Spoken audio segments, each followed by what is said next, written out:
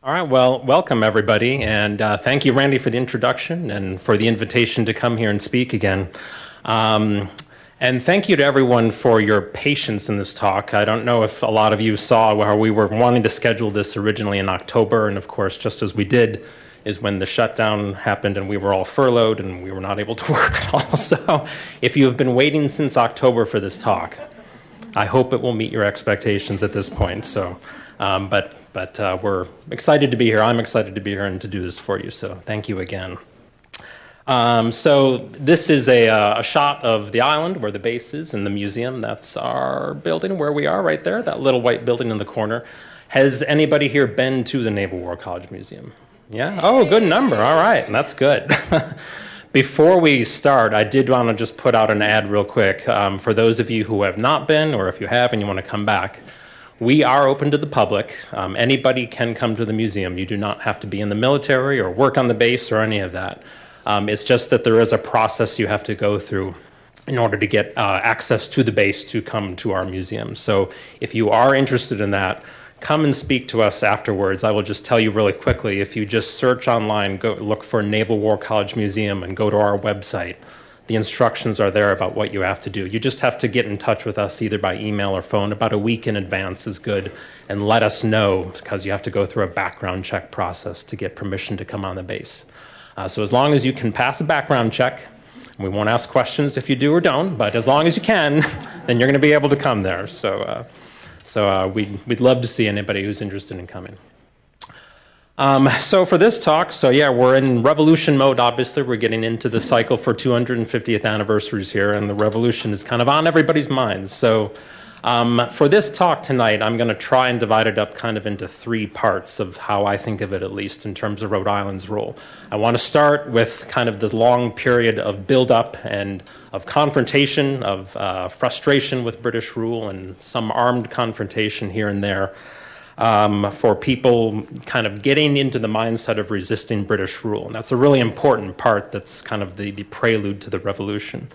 We'll get to the break with Great Britain itself in the middle, and then I do want to end with some of Rhode Island's specific things that we're kind of known for in this area, in the Battle of Rhode Island, which is kind of one of our main military engagements that happens here and is right in our backyard where the college is. So we do deal with that in a good amount in our exhibits. So we'll cover a little bit of that at the end too. And then I do want to leave some time for questions. So if anybody does have a question, happy to answer those at the end. So any kind of serious talk or study about the revolution really needs to begin not with the revolution, but with the war that comes before it, which is the French and Indian War. If you have studied up on U.S. military history or remember a little bit of that of your history class in high school, you probably at least recognize the name. This is a conflict that takes place beginning in 1754 here in North America. That is primarily a conflict not between the French and Indians, even though it sounds that way from the name. They're on the same side, actually. They're fighting the British and their American allies, us, the colonists. Basically over who will get to control the future of the North American continent. So if you look on the map on the left side here, the British, of course, with the colonies along the East Coast, the French are in Canada, starting kind of going down the St. Lawrence River through the Ohio and Mississippi River valleys, and they kind of control that part of the interior of the continent. And with two superpowers building up their colonies and wanting to, look to expand those in the future, they're kind of bound to come to blows at some point, right? And so they do, starting in 1754. It spills over into fighting in the European mainland, too. They call it the 7 Years' War in Europe. But it's all really much started here about, who is going to be able to control the settling and the future expansion of these colonies. The reason it's important to us in terms of the prelude to the revolution is that, as you can see on the right-hand side here, if you didn't know already, the British do win this, and they are able to take control of Canada and really push the French further west to the Mississippi River and really take control of everything between here and there. But in doing so, they incur a lot of costs to do that because the cost of building up an army and a navy in those days is enormous. And this is a conflict that goes on for the better part of 9 years. And in order to fund that war, the British have to borrow a lot of money to do it. And their debt at the start of the war is about 74 million pounds. It's about 133 million by the end of that war. So it's almost doubled in size. And they face a lot of debt in the 1760s and 1770s and are needing to figure out a way to repay it so their economy doesn't tank. People in the British Empire, people living in Great Britain and in London and the major populated areas in the UK are already pretty heavily taxed, so they kind of know that passing more taxes there at home probably isn't going to go over so well, and there really is only so much more you can tax people there anyway. So members of Parliament rightly kind of think, well, we fought that war on behalf of the American colonists, they should probably shoulder some of that burden. And so they start passing a series of taxes that probably will ring a bell when you start thinking about the Sugar Act, the Stamp Act, the Navigation Acts, these well-known series of taxes that are all leveled on the American colonies that are meant to raise money and are also meant to restrict trade. And that's really kind of the sticking point where Rhode Island is going to come into play in particular, because not only do they want Americans to pay more to the British Empire, they want to make sure that people here in the colonies are buying the kind of finished goods and products and services that colonists want only from the British and not from some of the other countries like the French, the Spanish, countries that have ships coming and going out of Narragansett Bay who are bringing goods to sell. They don't want us to buy from them anymore. They only want the colonists to buy from the British, and that really gets people agitated after a while. So that's a big part of why people eventually move to the side of agitating for independence. So with these acts and with these taxes, one of the big ones that is kind of a particular sticking point here in Rhode Island is the Sugar Act. And the reason that's so critical is because of the industry that was here in the 1760s. There's a lot of rum distilleries in Rhode Island. Rum is a really important product that is one of these products that sugar and molasses are brought here. They're refined in distilleries. There's 22 distilleries in Newport alone in Rhode Island. So you can see what a big, important part of the economy it was then. They turn it into rum. They send it on ships to send back to Great Britain to sell and make money off of this. And it's a system that works really well for decades. But as, again, the British start passing acts like the Sugar Act that say they cannot buy this molasses from some of the suppliers they had been using in the past.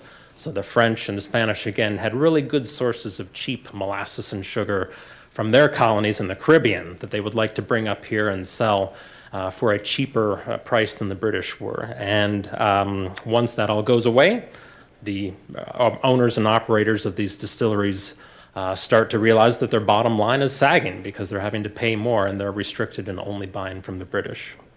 There's, again, 22 in Newport, 30 distilleries throughout Rhode Island, so it's really a huge part of overseas trade in those days. So as these acts and as these taxes come into play, and as there's more and more kind of public comment and people are starting to get into arguments in taverns and members of the Rhode Island delegation are starting to argue about this, about what the American response to this will be. And captains, merchant captains, owners of ships in Rhode Island start to try to get away with figuring out ways that they can get around some of these taxes. So that might mean trying to sneak a ship past the customs house in Newport and not pay those custom duties that they're supposed to when they get here. It might mean trying to smuggle goods from some other place and kind of hide them in the hold of your ship so that the inspector doesn't find them when they get on board. Stuff like that starts to happen kind of more and more. The British, of course, are kind of getting wise to this, and so their response is to send the Royal Navy here to Narragansett Bay to add a little force to the collections apparatus that was in place. So they sent several British frigates in the 1760s to start patrolling the bay, stopping ships, demanding to see their list of cargo, inspecting the holds to see what they were carrying, making sure that they were paying those duties, and then just verifying that they actually were who they said they were and were carrying what they were supposed to be carrying. And of course, when you start doing that, you have, people are always involved in this, right? So you have They are officers of the Royal Navy who are in command of those ships, and some of them are more aggressive about their duties than others. And some of them are kind of willing to turn a blind eye, and some of them will even take a bribe if you pay them off and say, don't look in that part of the ship. I'll make it worth your while. But other officers won't go for that. So the ones who don't go for it, who are kind of more the letter of the law, start to stir up agitation and get people really upset. And especially when they need supplies for their own ship and they land and, march on some farmer's house and demand that they give them beef and cattle to feed their crew. All of that is going to start sending people into, thinking, is this relationship really worth it? Do we need to still be a British colony at this point? So I want to touch on a couple incidents that kind of illustrate this dynamic. One of them here is a scene of Newport in about 1764. One of these first ships that showed up in the bay was an HMS St. John, a small kind of schooner that was on patrol in July of 1764, trying to do what we were just talking about, enforcing these duties, inspecting ships. One night they came into Newport, they were kind of done for the day. The crew came into Newport to rest, relax, and as sailors do, they got into trouble in town, right? They started picking fights with the locals. Some of them were trying to steal somebody's chickens and all kinds of reports about what they were actually doing, getting into fights with people at the bar. The locals in Newport ended up kind of chasing them back to their ship, and the sheriff in Newport actually wanted to arrest these crew members and keep them and actually hold a trial there in Newport. The captain of HMS St. John said, absolutely not. They're going to go back on ship. I will take care of that. If they did something wrong, I'll discipline them. But you guys here are not involved in this in any way. In those days, it's not there anymore, but out on Rhode Island, right where the hotel is in Newport now, there used to be a fort, which you see in the front of the picture here. This is Fort George. That was kind of about right where the condos are in the middle of Rhode Island right now. That fort was manned by a group of Newporters who received orders to fire on HMS St. John if they tried to leave without having these guys stand trial first. And as HMS St. John, sure enough, started to pull out into the bay, they did receive an order. One of the gunners opened fire on the ship, aimed kind of high, just trying to hit the rigging, like hit the masts and the sails, not trying to actually kill anybody or hurt anybody on the ship, but trying to slow it down and get it to stop. The captain of this HMS St. John ignored them, and they escaped, went out to bay. So the reason that this is important is because if you go out there today, there's a plaque about this, and it talks about the incident. And you often see this referred to as kind of one of the first incidents of Americans firing in hostility on a British target. And if you look at the last line of the plaque, too, it's saying these are the first shots in resistance to British authority in America, leading directly to the American Revolution. The first part of that, I think I'm on board with. I think, the first shots in resistance, I think that's probably pretty true. Leading directly to the American Revolution might be a bit of a stretch. It's human nature, and this is something, we deal with in the museum all the time. When you're talking about historical events, it's definitely human nature to want to simplify things down to say the American Revolution started here at this place on this day. Before that time, nobody wanted independence, and after it, everybody did. Just make it nice and clear and concise and black and white. Reality, of course, rarely works out quite that cleanly, right? So I don't know that you could say that we were definitely on a collision course with Britain after that incident, like the plaque may imply. But it was one of these events that certainly had more and more people thinking, was this really a relationship worth keeping? And a theme that I'm going to kind of come back to over and over again through the talk is that going from being a loyal British colonist to somebody fighting for independence is not something that happened overnight for the vast majority of people. Nobody woke up one day and suddenly decided to fight the British Empire. For most people around the United Colonies, and especially in Rhode Island, it was a long process of feeling frustrated, having grievances, thinking about, what's best for me in my future, what's best for my family, what's best for my business that I run. And it takes a lot of things, a lot of incidents, a lot of events, a lot of conflict going back and forth for most people to finally get to the point where they're willing to pick up a gun and shoot at a British soldier. So this is one of those. that adds fuel to the fire. One more incident kind of like this the next year in April of 1765 takes place up in Taunton in Massachusetts. So this concerns an American merchant ship called the Polly that's carrying, again, molasses. This is a picture of a molasses refinery in Antigua, but kind of showing the process of how they make molasses and bring it here. This ship, the Polly, had just picked up a large load of molasses from a Dutch colony, Suriname. It's like the north coast of South America, just next door to present-day Venezuela. And they arrived here. The owner of the ship, a man named Job Smith, made sure that his ship stopped in Newport first, went to the customs house, paid those duties that they were supposed to, and had the whole ship inspected, and then continued on his way up the bay, up towards Taunton. The customs inspector in Newport, a British official named John Robinson, initially, he was one of the ones on board the ship. He eyeballed everything and said, all right, this all looks up, and you've paid what you paid, so on you go. But he kind of had a suspicion, I probably having run into this before, is that they might be carrying more than what they had claimed to, that maybe he had missed some that was hidden somewhere on the ship. That the Dutch colony of Suriname was known as a very prolific producer of molasses and cheap molasses, and he knew if they had gone there, they probably would have loaded up on it as much as they could possibly carry. And when he found that the ship was only carrying, half or so of what they could possibly carry, he just kind of wondered, are they trying to get away with something? So he listened to that voice in his head, and he chased them up the bay and actually caught up to them in the Taunton River, just outside of Dighton, Massachusetts, and boarded the ship, inspected them again, and sure enough, he did find there was some more hidden kind of deeper down on the ship. So he announced right there, all right, that's it. I'm impounding the ship. This is now the property of the Royal Navy. I'm going to impound and take this molasses. We will sell it. You've lost this ship. It's gone. It's now ours. A bunch of the locals in Dighton got word of this, and of course, they were not about to stand for that. So that night, they snuck onto the ship, offloaded this molasses before the British were any wiser, and then burned the ship at the bay, so at least the British couldn't use it and take it for themselves. That, of course, got Robinson quite upset, and he was back in Newport at that point. He decided to march up there overland with a small group of British soldiers and Marines and confront the people who had done this and Job Smith, the owner. But when he arrived at the dockyard again, he was actually greeted by a group of the local sheriff in Dighton who had an armed posse with him. This sheriff, who wins in my book, probably wins the award for courage in the American Revolution, announced to this British officer that he was under arrest.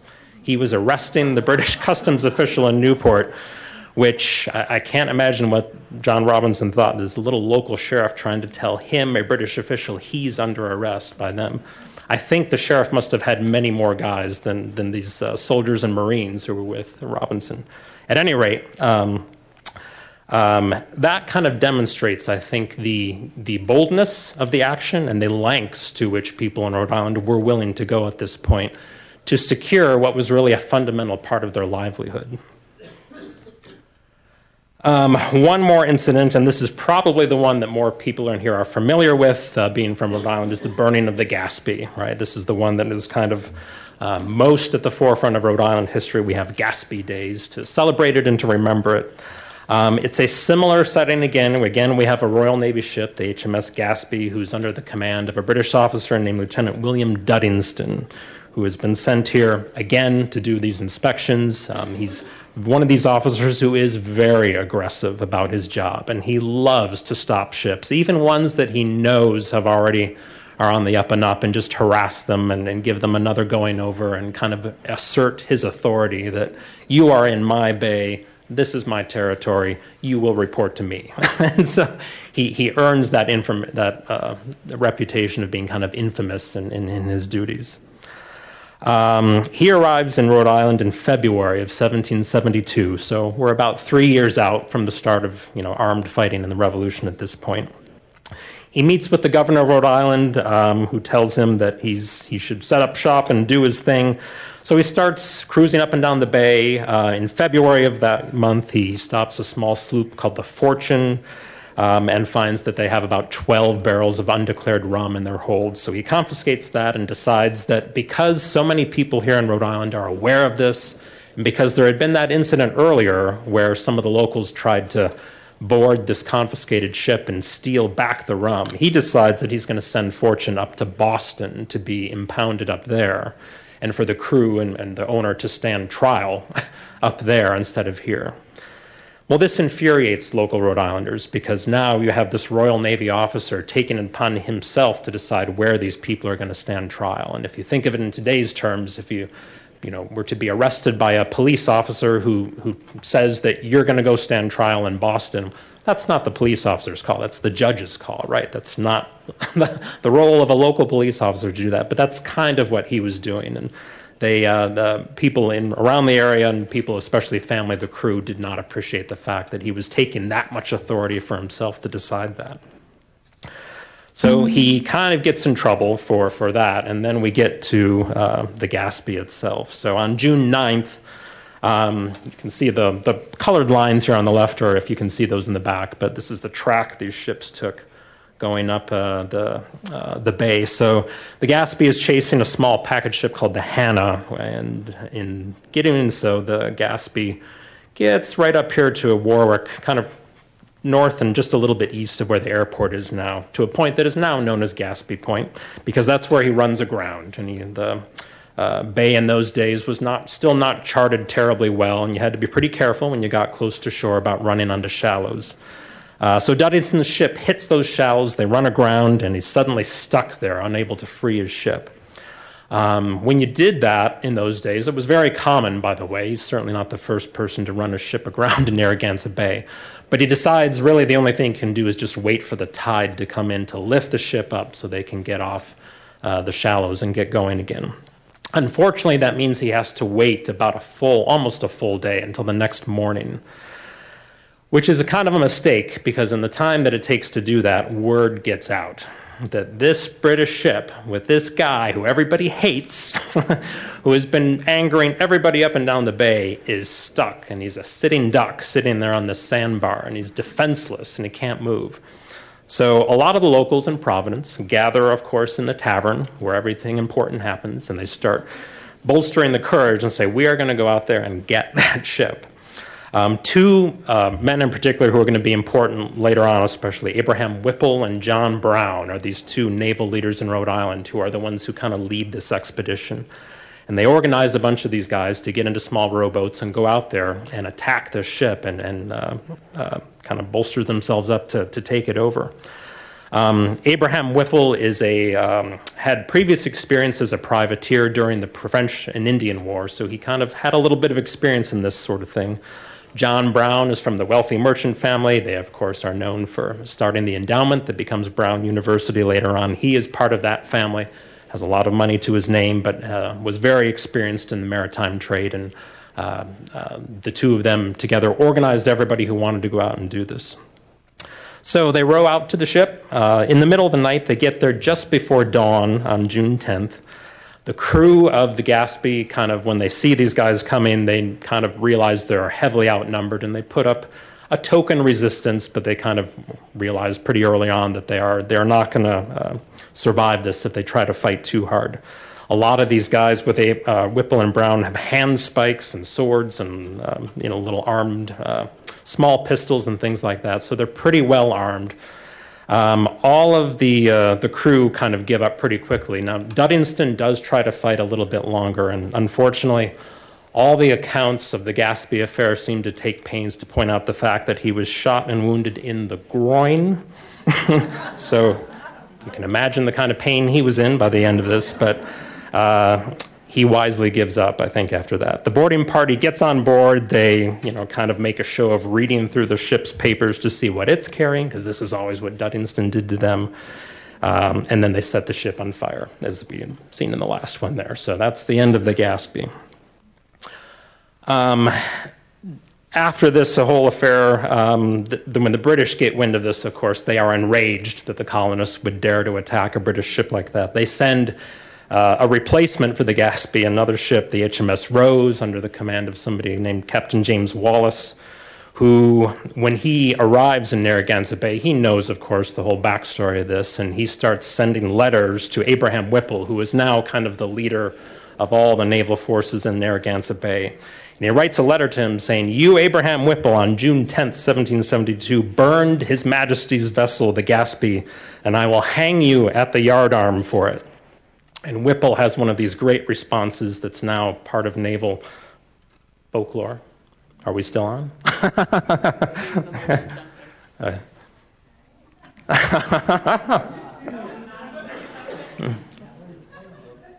It's the ghost of William Duddingston intervened. Like, you're not going to talk that way about me.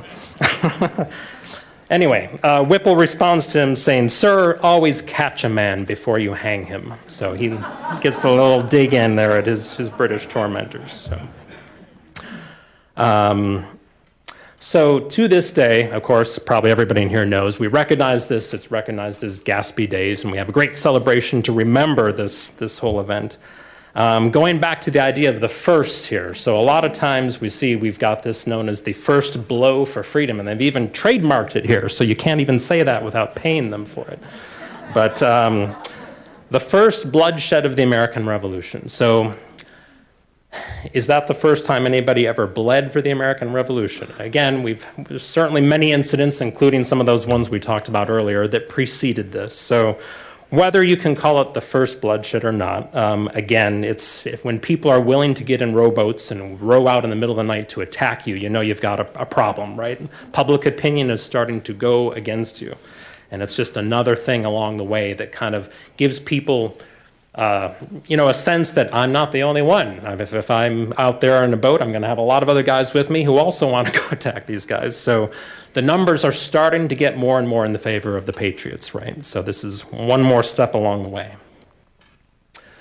So when we get to the actual break with England, if we're looking at Rhode Island, another one of those great firsts that Rhode Island claims to, has anybody seen the thing about Rhode Island being the first colony to declare independence, or heard that they were the first ones, right? So this is definitely one of those ones that Rhode Island deserves some credit for. And it is usually referred to as Rhode Island being the first colony to publicly say we are breaking with England outright. The act in which they do that, I think when you read it closely and you get a sense of that from the title of this act, it's a little bit short of actually declaring independence outright. What they're doing is they're trying to say they're referring to a previous act that was passed about 50 years earlier in which they kind of declare their allegiance and loyalty to King George III and that they are going to be acting under his authority. They're repealing that act. So the full name of this act, and I have to take a big breath before I say this, an act repealing an act entitled An Act for the more effectual securing to His Majesty the allegiance of his subjects in this his colony and dominion of Rhode Island and Providence plantations, and altering the form of commissions of all writs and processes in the court and of the oaths prescribed by law. So when you get through all that, it's probably not quite declaring independence. What they are basically doing, what this act is officially doing, is they are changing the language. When civil officials in Rhode Island took an oath or the documents that they produced when they passed an act or passed something in Congress, instead of saying that it was under the authority of the king, they're now saying that it's under the authority of the government of Rhode Island. So they're just changing that language in all of these kind of official documents and oaths. They do take pains to point out and say in this act that any act that was previously passed, where it has that language as being under the king's authority, is still in effect. So they're not trying to retroactively wipe out, all these other things that were done under the king's authority. So I think when you take all that together, you can't quite say that this is breaking and declaring independence from Great Britain. It's certainly getting close. They're getting there. But it doesn't really officially happen until 2 months later when the Declaration of Independence is officially passed in Philadelphia and the Rhode Island delegation approves it and they read it publicly here in Providence and most other towns in Rhode Island. I think you can definitely say it's happened then, but this early act, this is in May of 1776, is maybe just a little bit short of that. Rhode Island being the smallest colony, of course, when Lexington and Concord takes place in Massachusetts and fighting officially begins, now we are officially raising armies and sending people out there to fight the British Army toe for toe. All the colonies suddenly find themselves needing to send soldiers and raise armies and get people out there on the battlefield. Rhode Island has a population of about 60,000 people at the start of the war.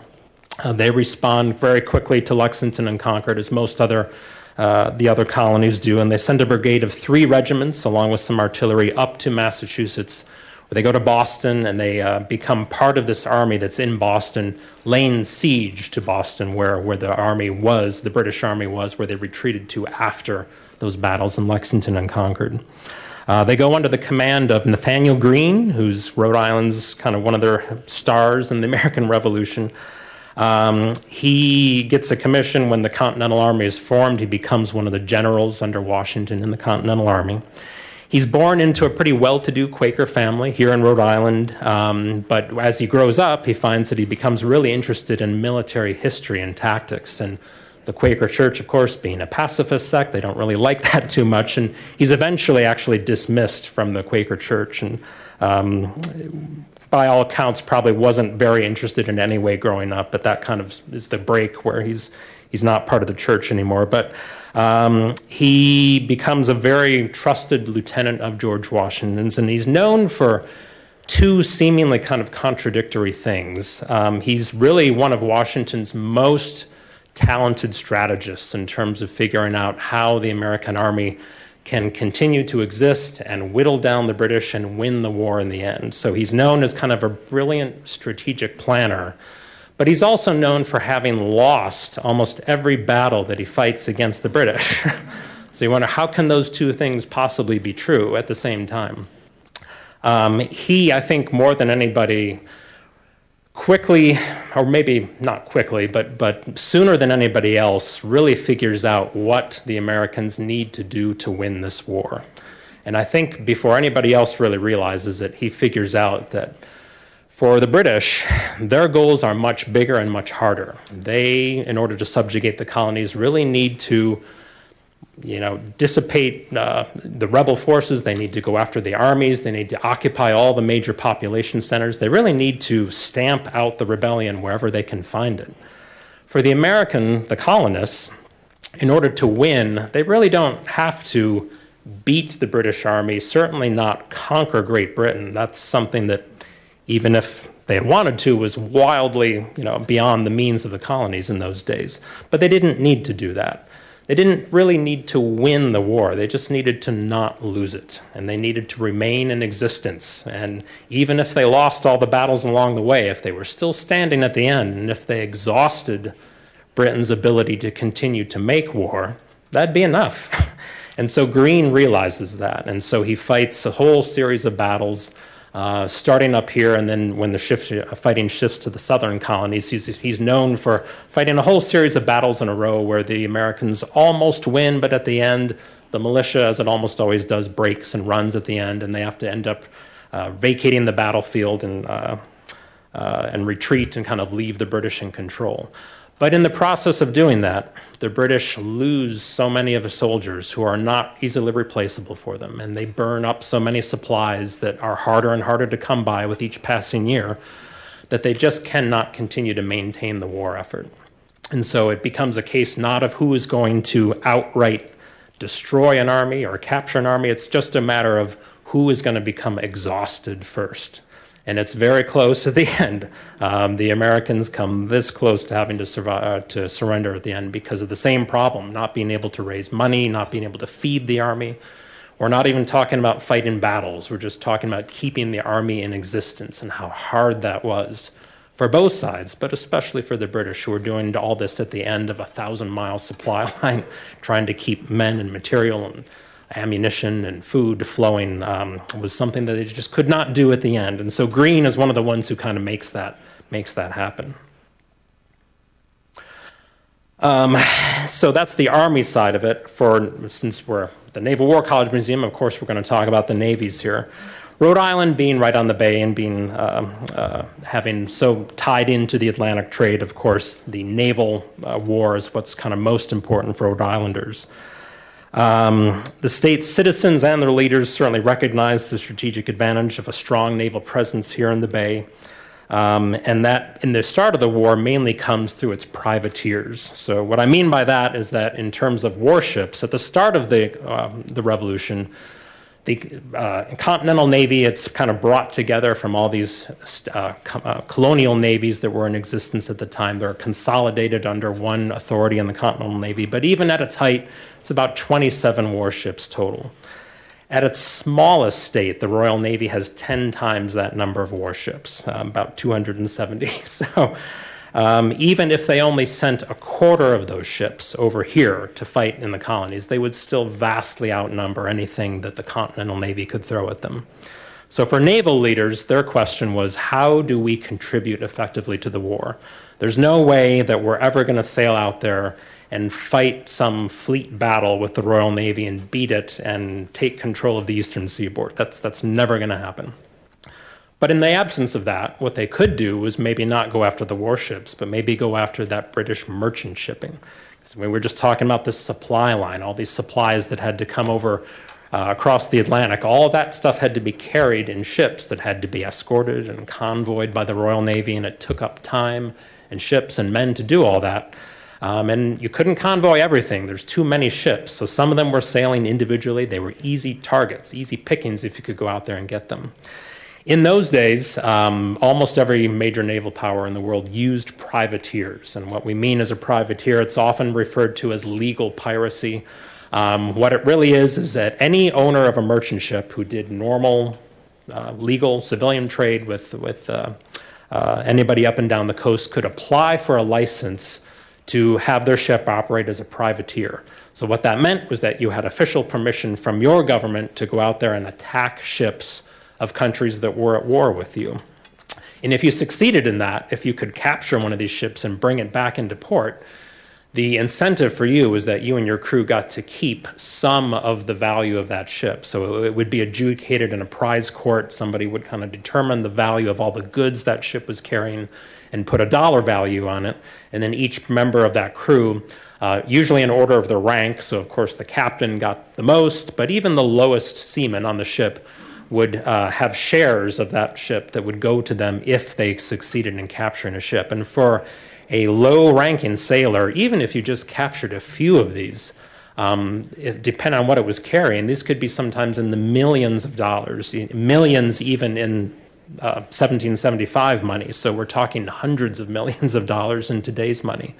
And having just one or two successful cruises could sometimes end up giving you, for them, what would be a life-changing amount of money, where they suddenly had opportunity in front of them and could contemplate starting their own business or moving somewhere else and buying a big farm and really improving their situation in life. So there was a lot of incentive to sign up to be on one of these privateering crews. The Continental Navy actually found that frustrating because they had a very difficult time trying to recruit people for the Navy, because you didn't get that in the Navy. You got it as a privateer, so of course everybody wants to be a privateer. Nobody wants to just get a paycheck being in the Navy. They did change that eventually, but at the start of the war, they were really fighting that as a way to, something that made it hard to man Continental Navy ships. Let's see. So a couple people in Rhode Island who are important for this early part of the Naval War. Isaac Hopkins is one of the Rhode Island naval officers who's one of these merchant captains. He's from Scituate originally. He got a start in privateering also during the French and Indian War. His brother, Stephen Hopkins, is one of the members of the Naval Committee on the Continental Congress who's deciding who gets to be the first captains in the Continental Navy. So, surprise, surprise, Isaac Hopkins gets the call. Unfortunately, this was true of a few of these early captains. They definitely had some connections that they cashed in on to get these commissions. Isaac Hopkins and his son both get commissions as captain of the Continental Navy. And he's appointed the first commander-in-chief. So he is the first CNO, as we would call it today, but he's the first commander-in-chief of the Continental Navy, which at that time was just 8 merchant ships that had been converted into warships. They weren't even built as warships originally. But again, the Navy had no hope, even if every single person in the colonies stopped what they were doing and did nothing but build ships for the rest of the war. We would never in a million years catch up to the number of warships the Royal Navy had. So it was better not to try. Instead, use what we do have, lots and lots of merchant shipping. They can be converted into warships pretty easily. They won't be as good as a purpose-built warship, but it'll be good enough, and certainly good enough to take an unarmed merchant ship. So Hopkins is most notable for leading this expedition down to Nassau in the Bahamas at the start of the war in 1775. If anybody here is a former Marine or you know Marines, they often point to this expedition down to Nassau as the first time they did an amphibious landing in military history. What was going on was that the army outside of Boston was very, very hard up for gunpowder. There were not many places in the colonies at that time that could make gunpowder. Pretty basic implement you need for fighting war. They knew, however, that the British had a large store of it down in the Bahamas, so they sent these ships down under the command of Isaac Hopkins to go capture this gunpowder, bring it back up here where it could be used. And they succeed in that. The Marines do land. It was an unopposed landing, I must say, so nobody was shooting at them, but they still get credit for it. You know, you're getting up, putting yourselves in harm's way. So they capture all these supplies, they bring them back up here. Isaac Hopkins comes in for some criticism for this, even though they do kind of accomplish what they were meant to do. His orders also told him that he was supposed to be patrolling up and down the coast there, off the coast of the Virginia and the Carolinas, and he kind of ignored that part of his orders. He just came straight back here, and when he added that in with the fact that a lot of his crew filed complaints against him once he got here and said, he's not a very good commander, he doesn't listen to us, he's kind of hard-headed and mean. He ends up getting called before Congress to do kind of official inquiry. It's a court-martial, really, for him. Unfortunately for him, he is dismissed from the service after this, so he doesn't have too long and glorious a career in the Continental Navy. But he was the first one to be in charge, and at least for that raid on Nassau, certainly did well for himself. Abraham Whipple, we've already talked about. We know him from the Gaspee, but this is a portrait of Abraham Whipple. After the Gaspee incident, he goes on to have a better time than Isaac Hopkins. He's given command of a sloop called the Columbus. He captures 8 merchant ships. He's also part of that raid down to Nassau. After the raid on Nassau, he takes a small fleet up off the coast of Newfoundland in Canada and captures 11 ships in the convoy. So he's really good at this capturing the merchant ship kind of game. He ends up the war down in Charleston in 1779 when the British are laying siege to Charleston. Whipple is down there as part of this small American naval fleet trying to fend them off. They're overwhelmed at the end, and he's taken prisoner. So he actually, from 1779 on, he's a prisoner of the British and sits out the rest of the war. But he does survive, and he lives afterwards. He moves to Ohio at the end of his life and came into some hard times. Unfortunately, he kind of lost most of the fortune that he made during the Revolution as one of these captains, and had to ask for a pension, basically. He got a modest pension, so at least was able to provide for his family. But he's buried in Marion, Ohio now, if anybody is ever out that way and wants to visit his grave. So let's look at Newport now specifically, since we're all coming from there. Of course, Maria and Ryan and I like to talk about stuff going on in Newport. So in December of 1776, the British arrive finally in Newport, and they're taking over the city to become or a town then, really, take over the town as one of their main naval anchorages on the East Coast.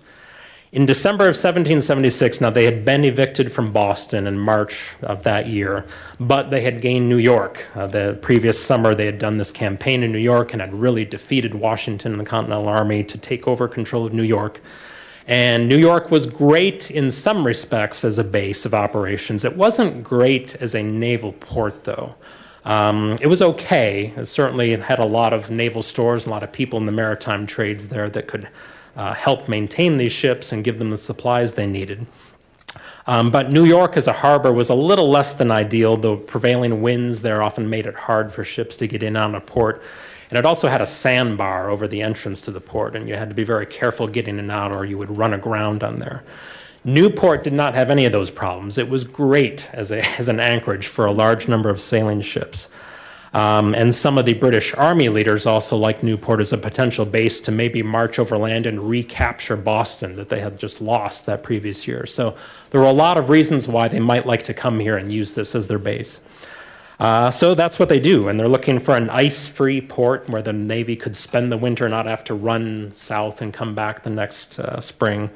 So on December 8th, 1776, they land with 71 ships, about 7,100 soldiers on board, and quickly occupy Newport. There's no resistance to this. They march in and take it over. Newport did have a reputation as being pretty heavily on the loyalist side. So there were a lot of people in town who were willing to do business with them, willing to sell them the things they needed. They anticipated they would not get too hostile a reaction there. And so they used that as their base for the next few years. That lasts until about 1778. So in the summer of 1778 is when we have this kind of milestone event in the Revolution where the French enter on the side of the American colonists. They had been secretly funding and arming the rebel army even before they officially and legally entered the war. But in the summer of 1777, the Continental Army defeats Burgoyne's army at Saratoga, and that is kind of the key where the French say, okay, I think these guys can actually win. We're going to go ahead and actually send our troops and our fleet over across the ocean to actively fight on their side. Now, the French, of course, have their own king. They're not interested in this talk about, republicanism and getting rid of the monarchy. That part they're not interested in. But they are, of course, the traditional enemies of Great Britain. They have fought endless wars with them over the 18th century.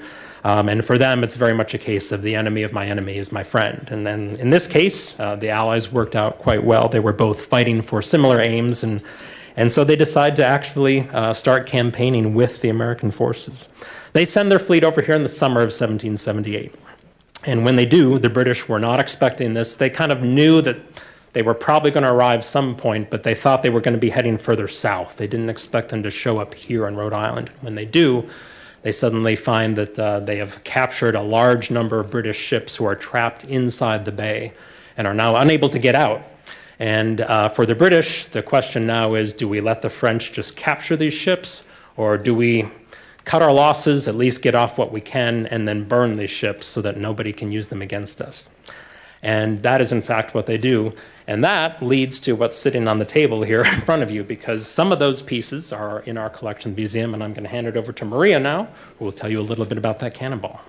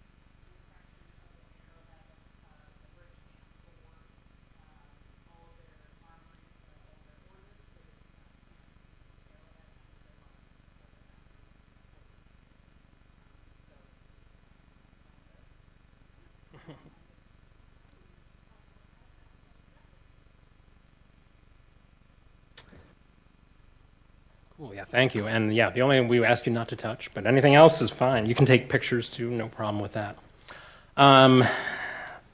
Want to talk just for a little bit about some of the other aspects of the war besides the fighting on land. So to put this into kind of language that the military uses today, they talk a lot about different domains of warfare, right? So the fighting on the battlefield is one way that our countries and armies engage in warfare with each other, but it's just one way.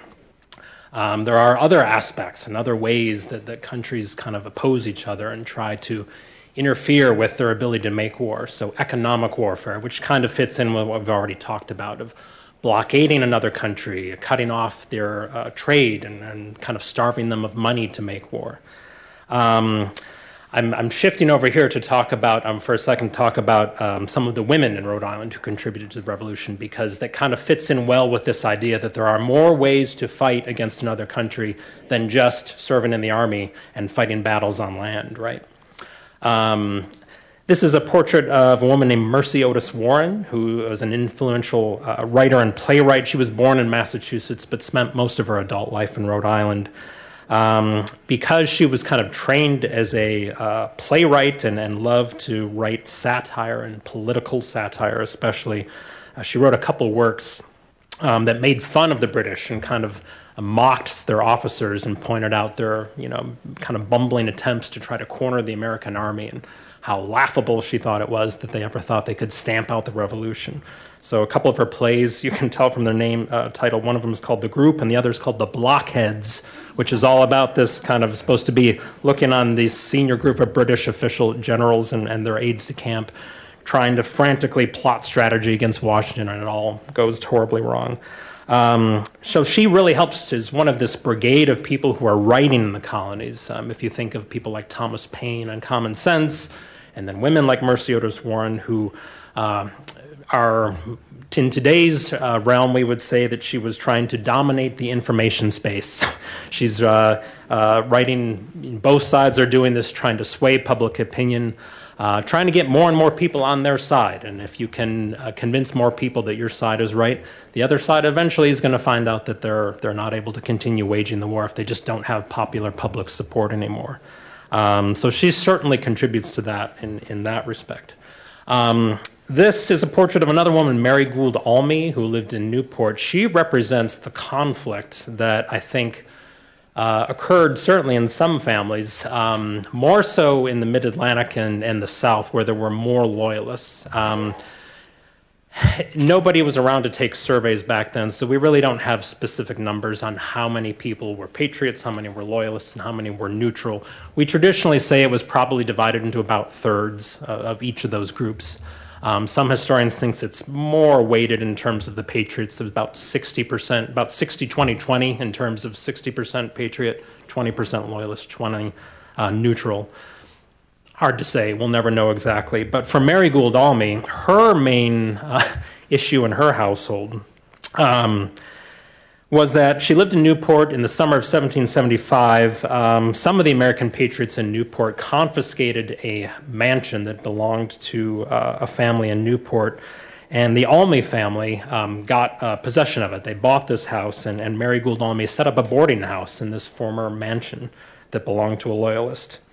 The reason that may have been odd for her is that she was herself, by her diary, she admits, she was a loyalist. She definitely wanted to stay a loyal subject of Great Britain, and supported the British throughout the war, supported the occupation of Newport, certainly had British officers and soldiers staying in the boarding house. What made it awkward for her was that her husband, Benjamin, was a rebel, and he served in the Continental Army with Washington and fought at the Battle of Rhode Island. And so this presented a dynamic for their family that I'm sure must have made for very interesting dinners when Benjamin was home on leave. And more mashed potatoes, honey. I just, can only imagine what that was like. But I think she represents the conflict that some Rhode Islanders certainly felt in terms of the side that they wanted to win and the side that they thought would win. And that may not have always been the same, I'm sure, for Mary Gould Almy. I mean, she certainly in her diary makes clear that she didn't get into arguments with Benjamin about this. She writes very loving letters to her saying, I hope you're safe, I hope you're doing well, I want you to survive and come back home to us. But there are, remarks in there about like your friends, the Americans, and she gets in some digs at him from time to time. But certainly she wanted him to come back safe, and if he was going to come back safe, that would kind of necessarily mean the Continental Army doing well and probably, winning the war. But she herself really wished that America would not have gone on that course. So it was a tough call for her and certainly many Rhode Islanders to think about what's best for me in the future is if my side wins, but it destroys my livelihood, what's really best for me in the end? It's one thing to say that my side won, but if I suddenly I'm penniless and my business is destroyed, that's a tough pill to swallow for victory. So I think she felt some of that conflict and represents that for other Americans who felt that way. I'm going to end here with the Battle of Rhode Island, since that's kind of the signature military event for Rhode Island, at least on land. This is a huge battle that takes place after the British occupation, obviously. We're in the summer of 1778 at this point. When the British are in Newport, the Continental Army organizes this army in the summer of 1778 under John Sullivan of Massachusetts to march onto Aquidneck Island, and they're trying to lay siege to Newport and chase the British out of there. They've gathered thousands of people to do this, so that this battle kind of dwarfs anything else that actually happened in New England. Many more well-known battles like Lexington and Concord and Bunker Hill, especially in Boston, there's only about a third of the troops that are present than compared to Rhode Island here. So there's many, many more people involved here. It's probably not as well known, at least amongst people who are read up on the Revolution, just because it's not a particularly great decisive battle for either side. It's kind of a minor American defeat. The Americans do not accomplish what they're trying to do in chasing the British out. They retreat off the island, but they do retreat off in good order, and the casualties in this battle are very slight, as a percentage at least of the number of soldiers involved. So it doesn't really decide anything. But the reason it's kind of important for us at the college especially is because there are several almosts, where we're talking about firsts before. Now we have almosts, and that what precipitates this is, again, the arrival of the French fleet. So Sullivan and the other American leaders are communicating with the French admirals by letter. They're trying to coordinate this joint attack against Newport. So the idea is that the French Navy is going to show up, sail into the bay, bombard the British as they go, but also offload French troops that will then fight alongside the Americans, and together they're going to march on Newport and take them out. And that's something the Americans really needed the French for. The British had very strong defensive fortifications in Newport. It would not have gone well if the Americans had tried to assault them alone by themselves. They really needed those reinforcements. So all this almost carries out perfectly. Unfortunately, as so often happens in war, other things that are completely beyond the control of anybody intervene to kind of throw a wrench in this works. The main precipitating event is a storm that blows on about 2 weeks before this battle happens. The British Navy has gotten word of this, and they have sailed their own navy out here from Long Island to try and fight the French and chase them off. And the two fleets are actually sailing out to have a battle out by Block Island. And just as they are about to sight each other, the storm blows in and actually scatters both fleets. Both the French and the British suffer damage to their ships, and they have to pull off, repair.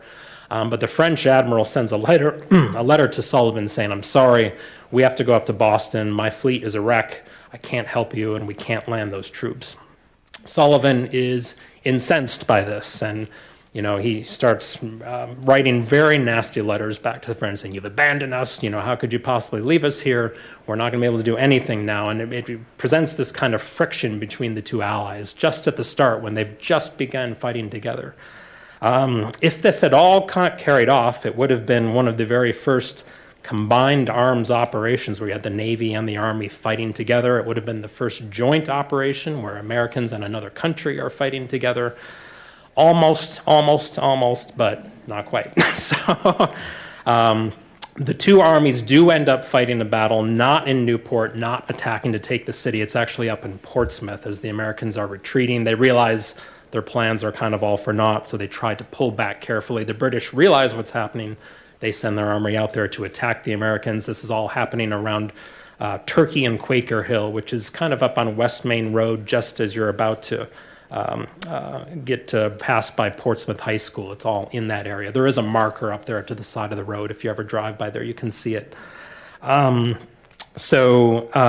It's all kind of a minor, again, the Americans do retreat and keep good order. They're not routed off the battlefield. So there's that at least, but they don't obviously accomplish what they were looking to set out to.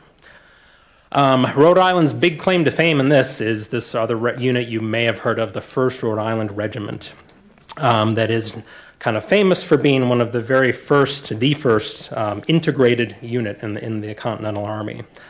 In the winter of 1778, the Continental Congress is putting out frantic calls to all the colonies to send more men to the Continental Army.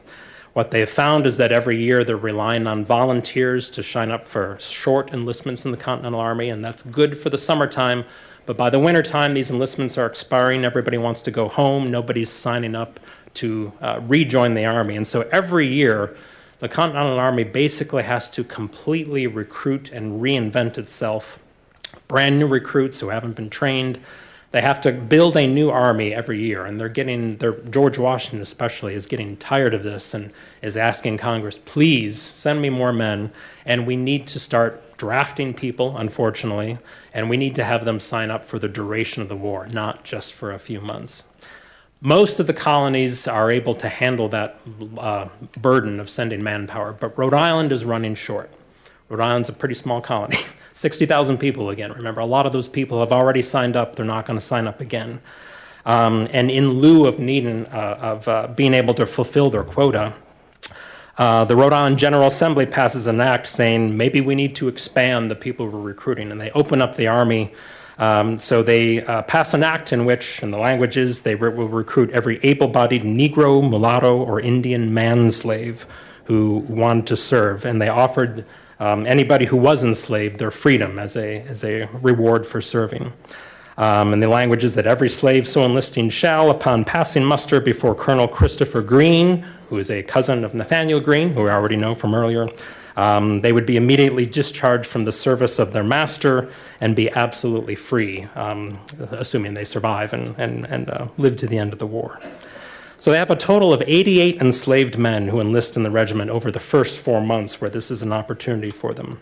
It's not just enslaved. There are some free black men who join the army as well. The regiment eventually totals about 225. Initially, the black soldiers are actually put into segregated companies. So it's not actually integrated at its outset. It does get that way, though, over time, because as the regiment starts fighting battles, they're not able to keep recruiting only black men or only Native American men, and they actually open it up to white men as well. And as they replace these losses and they have to reorganize the companies many times, they do end up in a state where they actually are having black and white soldiers serving shoulder to shoulder, side by side. So it does earn that label eventually as an integrated unit.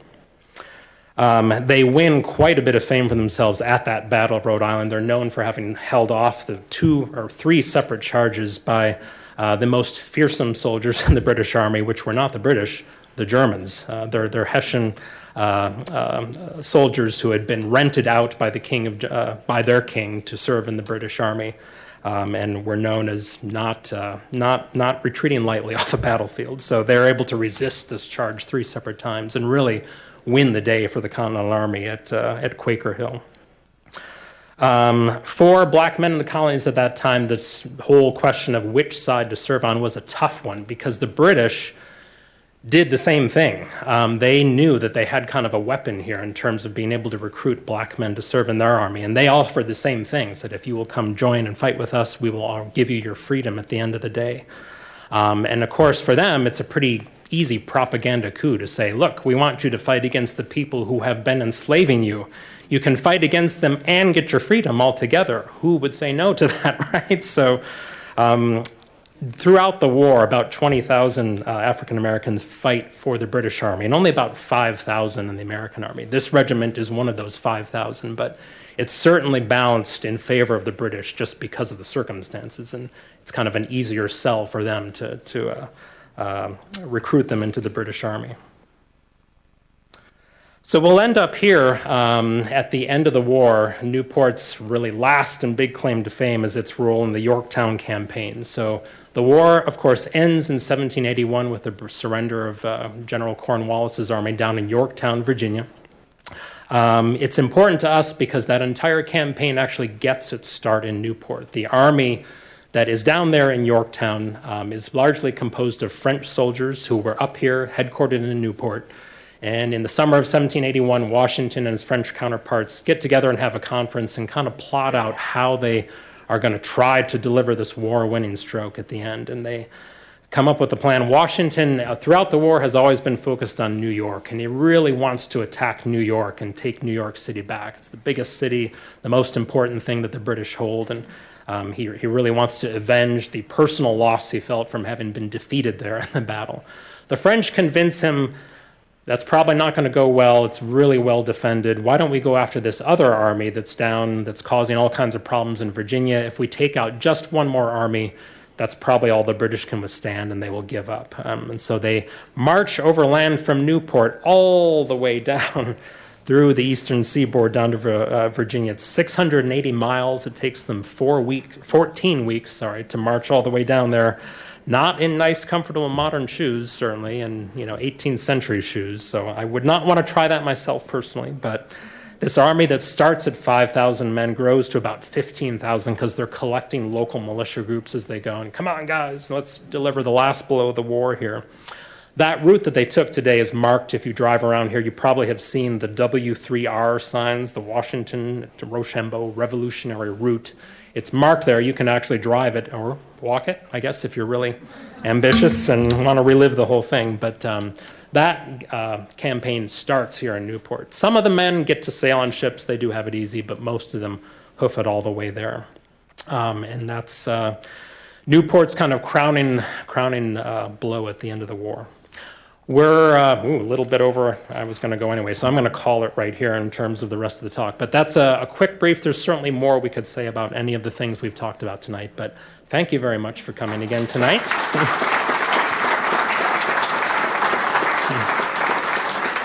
And happy to take any questions if anybody has any. Yes? Sir, when you talk about communications between British or we don't have what we have now. How do these communications take back and forth?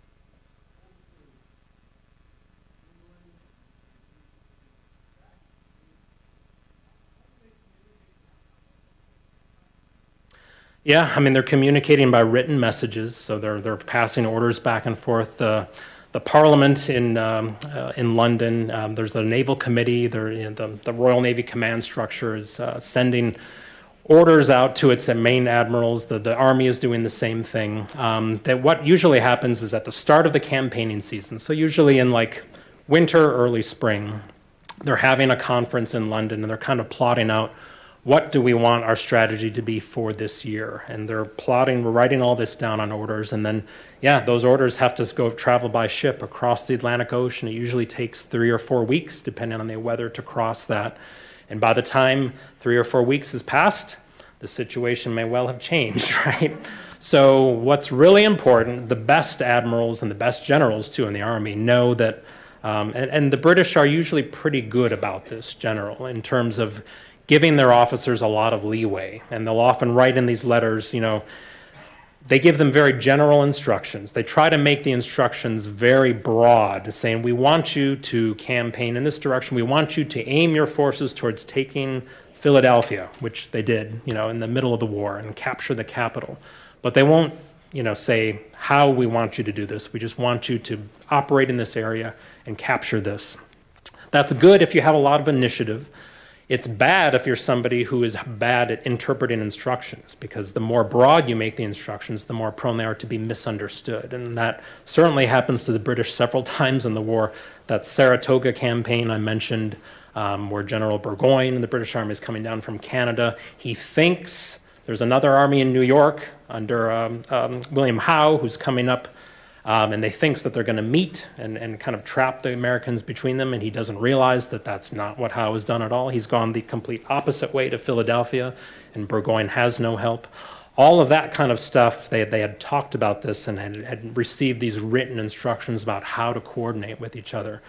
But it had to be so open to interpretation, it had to be so broad to allow for time delays that it was open to whatever you wanted to do with it. So that was definitely a problem that the British faced, is that delay, that lag in communications, and how you followed your orders while still dealing with the actual reality on the ground in front of you. Yeah. Carrier pigeons that could make it all the way across the Atlantic, yeah.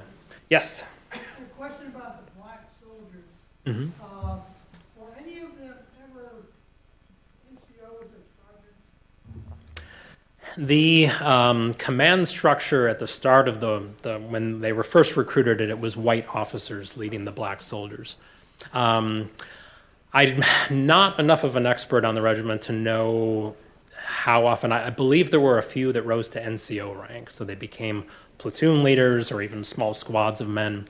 I don't think that they rose higher than that. I'm pretty sure there were no black officers. Do you know? Yeah, Yeah, okay. So not officer rank, but some NCO positions, yeah. Yes?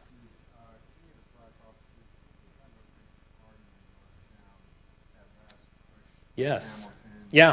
Yeah, the Rhode Island Regiment was there. By that point, the 1st Rhode Island had consolidated with the 2nd Rhode Island Regiment, and because of losses, all these regiments were under strength by the end of the war. But they combined the 1st and the 2nd Rhode Island. They just called it the Rhode Island Regiment. And so that included a lot of these black soldiers who had joined the 1st Rhode Island in the beginning. And yeah, they are present there at Yorktown. Washington uses them in the main line facing the British. And they are present there, and there are some drawings of them at the surrender where they're lined up with the Americans, facing the British as the British are parading and stacking their arms. So they survive to the end of the war and make it all the way down there.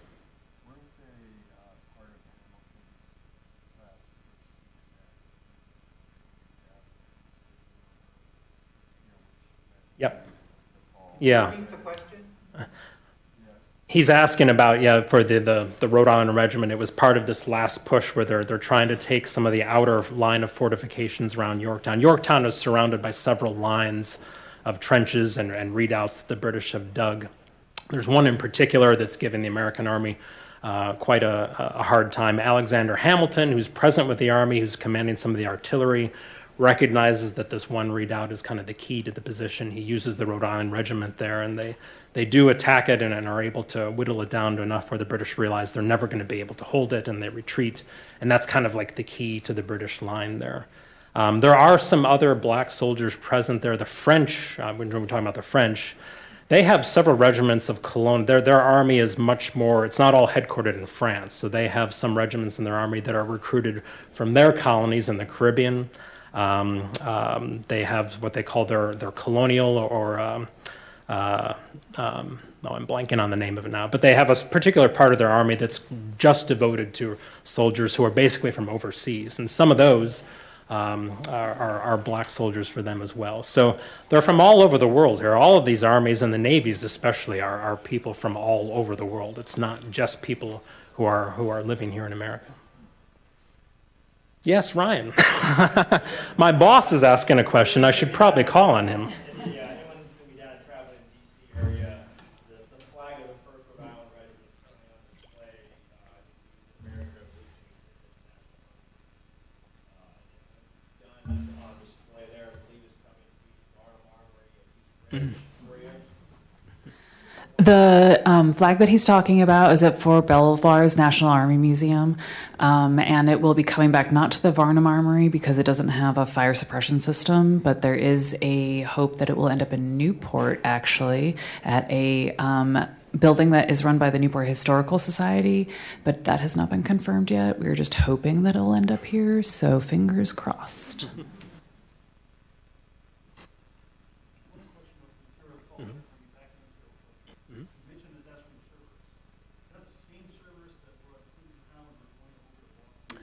It is, yes. Yeah.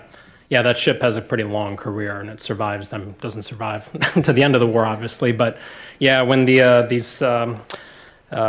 Thomas Hutchinson, who's the Royal Governor of Massachusetts, at the start of the war, realizes that the rebels are forming these committees of correspondence, and leads to Lexington and Concord. The British then send these 3 generals over on the Cerberus to take over command of the British Army in North America, and the Cerberus is the one that carries them. Yeah. I bring that to the attention.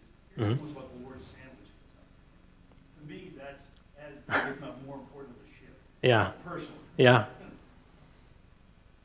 Yes. My understanding is that after the Battle of Rhode Island, the British Right.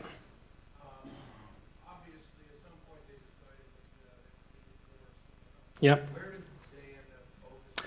Yeah, so this is in 1779. The British, throughout the war, the British keep convincing themselves that there's another part or another area in the colonies where they are going to find all kinds of loyalist support for their armies. And at the start of the war, they think it's New York, and so they have this Saratoga campaign where they think they're going to recruit all kinds of people. Doesn't end up happening.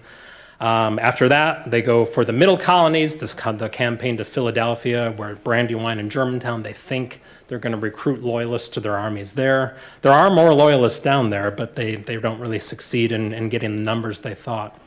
And so by 1779, now there are people, including Cornwallis, saying, there's lots of loyalists in the South. Surely if we march down there, we will find all kinds of loyalist support. They do find more down there, but in 1779, they take the strategic decision to move the war to the south. And that's partly because of that issue with the loyalists. It's also because by this point, the French are in the war. Once France enters the war, the key decision for Great Britain is France joins, Spain joins, the Netherlands joins the war by the end. All these countries are allied against Great Britain.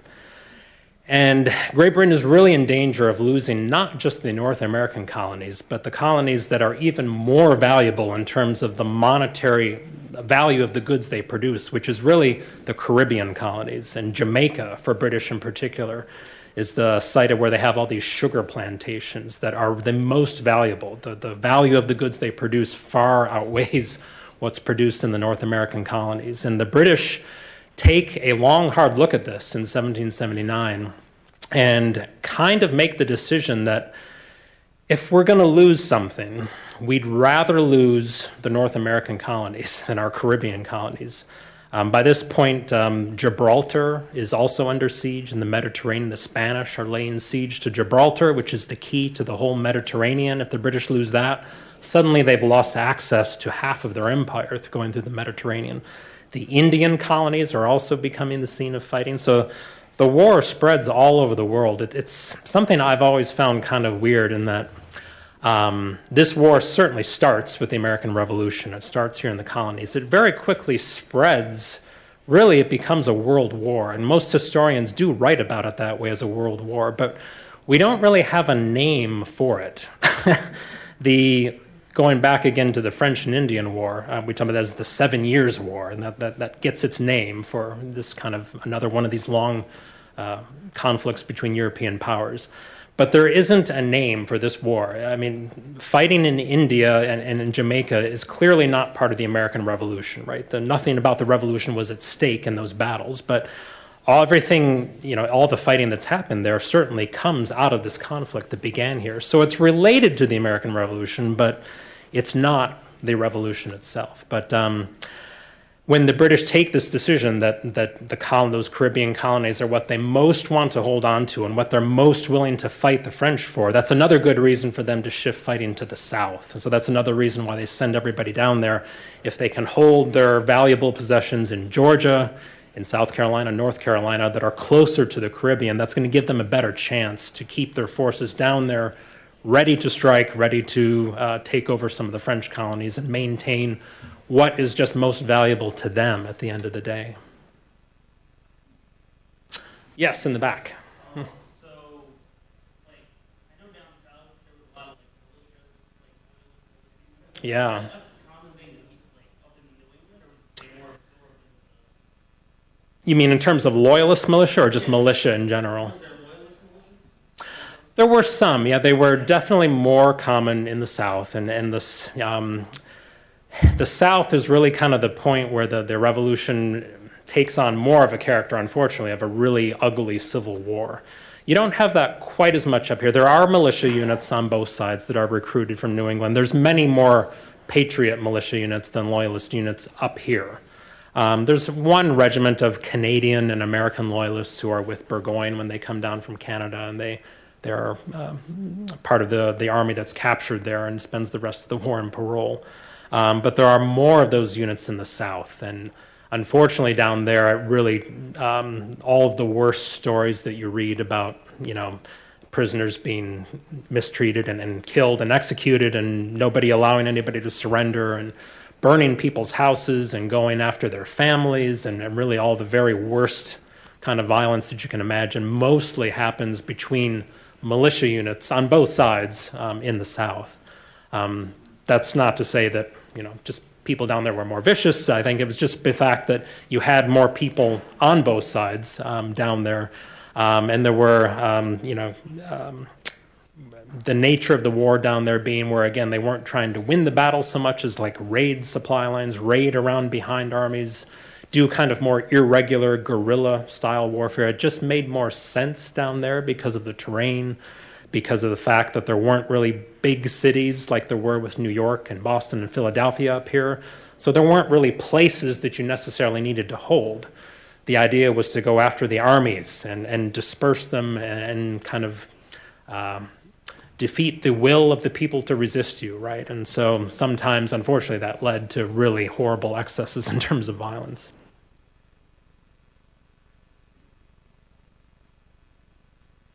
Anything else? All right. Thank you very much.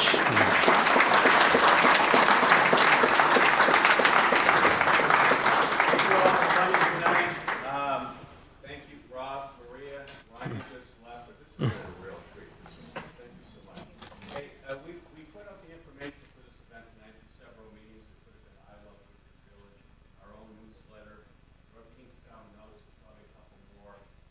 In tune to that, we're going to have another event, more specifically, Rhode Island's historian laureate, East Notes. If you've never heard it before, he's top notch. Really, really very good. And we haven't nailed down the